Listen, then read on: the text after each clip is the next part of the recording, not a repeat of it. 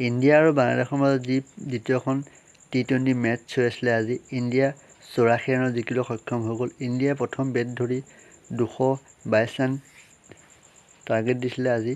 ইণ্ডিয়াৰ বেটিং বৰ ধুনীয়া কৰে আজি। নীতিশ ৰেড্ডীয়ে বৰ ধুনীয়া বেটিং কৰে। আজি ৰিংকু সিঙে বৰ ধুনীয়া বেটিং কৰে। আজি নীতিশ ৰেড্ডীয়ে আজি 34 বলত 74 ৰান কৰে আজি। 7টা 6 আৰু 4টা 4 মাৰে আজি। নীতিশ ৰেড্ডীয়ে বৰ ধুনীয়া এটা ইনিংছ খেলে। আজি 50 বনাই নিজৰ কেৰিয়াৰৰ প্ৰথমটো 50 মাৰিবলৈ সক্ষম হয় আজি নীতিশ ৰেড্ডীয়ে। ইণ্ডিয়াৰ যদি বেটিং স্ক'ৰ কাৰ্ডখন যদি আমি চাওঁ আজি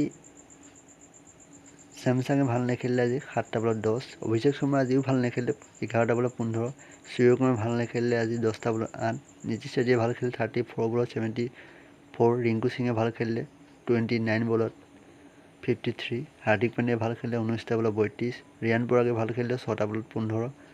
বাকীবিলাকে ইমান ভাল নেখেলিলে হ'লেও ভালেই স্ক'ৰ এটা দিলেগৈ। 222 টাৰ্গেট দিলে আজি ইণ্ডিয়াই। বাংলাদেশৰ বেটিং ইমান ভাল নকৰিলে, সেইফলত আজি ইণ্ডিয়াৰ হাতত 86 ৰানত হাৰি গ'ল। আজি বাংলাদেশৰ মহম্মদুল্লাহ ভাল খেলিলে আজি 39টা বলত 41 ৰান। বাকী কোনো এটা প্লেয়াৰ খেলিব নোৱাৰিলে আজি বাংলাদেশৰ প্লেয়াৰে। ইণ্ডিয়াৰ বলিং বৰ ধুনীয়া কৰে আজি ৰিয়ান পৰাগে এটা উইকেট পায়। বৰুণ চক্ৰৱৰ্তীয়ে ভাল বলিং কৰে আজি। অৰ্শদীপ সিঙেও ভাল বলিং কৰে।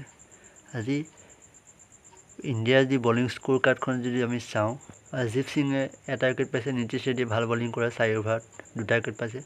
ৱাশ্বিংটন সুন্দৰে আজি এটা উইকেট পালে। বৰুণ চক্ৰৱৰ্তী 2টা উইকেট পালে আৰু অভিষেক শৰ্মাই এটা, ময়ংক যাদৱে এটা আৰু ৰিয়ান পৰাগে এটা উইকেট পালে। বৰ ধুনীয়া বলিং কৰে আজি ইণ্ডিয়াৰ প্লেয়াৰবিলাকে। ইয়াৰ লগে লগে ছিৰিজটো 2-0 হৈ গ'ল। ইণ্ডিয়া ছিৰিজটো অলৰেডি জিকিলেই। যদি ভিডিঅ'টো ভাল লাগে এটা লাইক কৰি দিব। Thank you so' much.